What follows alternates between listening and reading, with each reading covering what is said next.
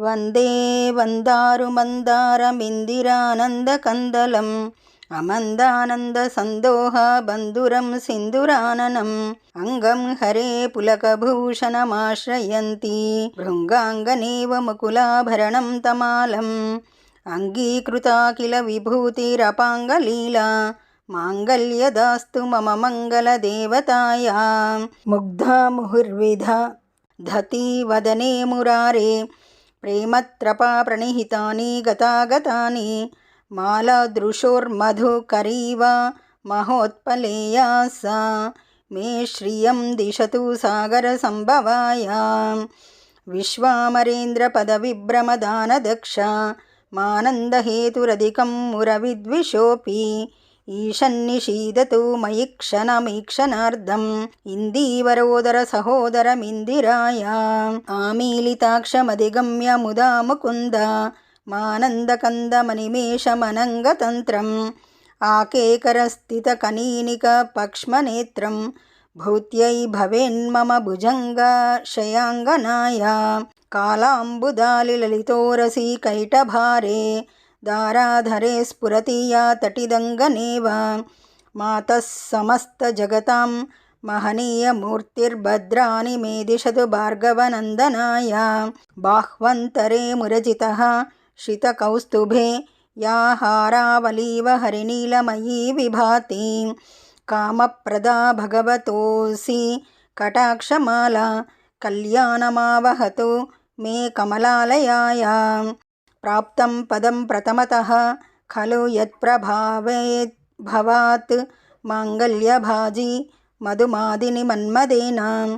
మయ్యాపతేత్తదిహ మందరమీక్షణార్ధం మందాలసం చ మకరాలయ కన్యకాయా దద్యాద్దయానుపవనో ద్రవిణాంబుదారా మస్మిన్న కించన విషంగ శిశౌ విషన్నే దుష్కర్మ కర్మమపనీయ చిరాయ దూరం నారాయణ ప్రణయనీ నయనాంబువాహ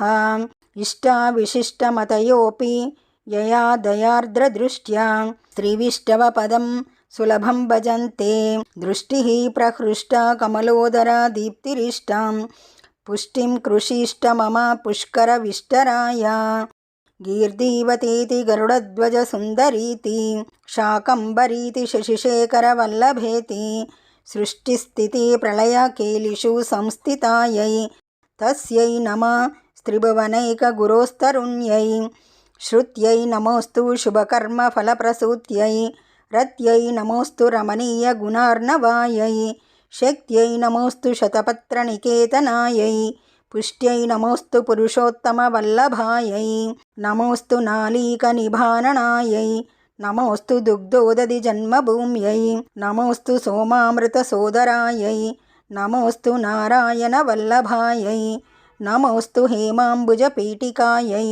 నమోస్తు భూమండలనాయికాయై నమోస్తు దేవాదిదయాపరాయై నమోస్తు శారంగాయుధవల్లభాయై నమోస్తు దేవ్యై భృగునందనాయై నమోస్తు విష్ణోరురసిస్థితాయై నమోస్తు లక్ష్మ్యై కమలాలయాయై నమోస్తు దామోదరవల్లభాయై నమోస్తు కాన్యై కమలేక్షణాయై నమోస్తు భూత్యై భువనప్రసూత్యై నమోస్తు దేవాదిభిరర్చితాయై నమోస్తు నందాత్మజావల్లభాయై సంపత్కరాని సకలేంద్రియనందనాని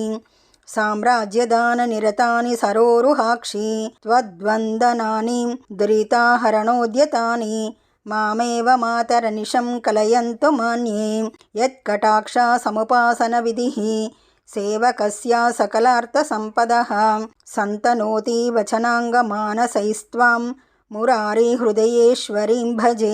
సరసిజనయనే సరోజహస్తే ధవలతరాం శుకగంధామాల్యశోభే భగవతి హరివల్లభే మనోజ్ఞే త్రిభువనభూతికరి ప్రసీద మహ్యం దిగ్గస్తిభిః కనకకుంభాముఖావసృష్ట స్రగ్వాహిని విమలచారు జలప్లుతాంగీం ప్రాతర్నమామి జగతాం జననీమశేషలోకాదినాద గృహిణీమమృతాబ్ధిపుత్రీం కమలే కమలాక్షవల్లభే త్వం కరుణాపూరతరంగితైరసాంగైః అవలోకయ మామ కించనానాం ప్రథమం పాత్రమక్షయమాణిక్యం कृत्रिमं दयाया बिल्वाटवी मध्यालसः सरोजे सहस्रपत्रे सुखसन्निविष्टाम् अष्टापदाम्बोरुहपाणिपद्मां सुवर्णवर्णां प्रणमामि लक्ष्मीं कमलासनापानिनाललाटे लिखितां मक्षरपङ्क्तिमस्य जन्तो परिमार्जय मातरङ्घ्रिनाथे धनिकद्वारनिवासदुःखदोग्ध्रीम् अम्भोरुहं जन्मगृहं भवत्याः वक्षस्थलं भर्तृगृहं मुरारे कारुण्यतः कल्पया पद्मवासे लीलागृहं मे हृदयारविन्दं स्तुवन्ति ये स्तुतिभिरमोभिरन्वहं त्रयीमयीं त्रिभुवनमातरं रमां गुणाधिकं गुरुतरा भाग्यभाजिनो भवन्ति ते भुवि बुधा भाविताशयाः।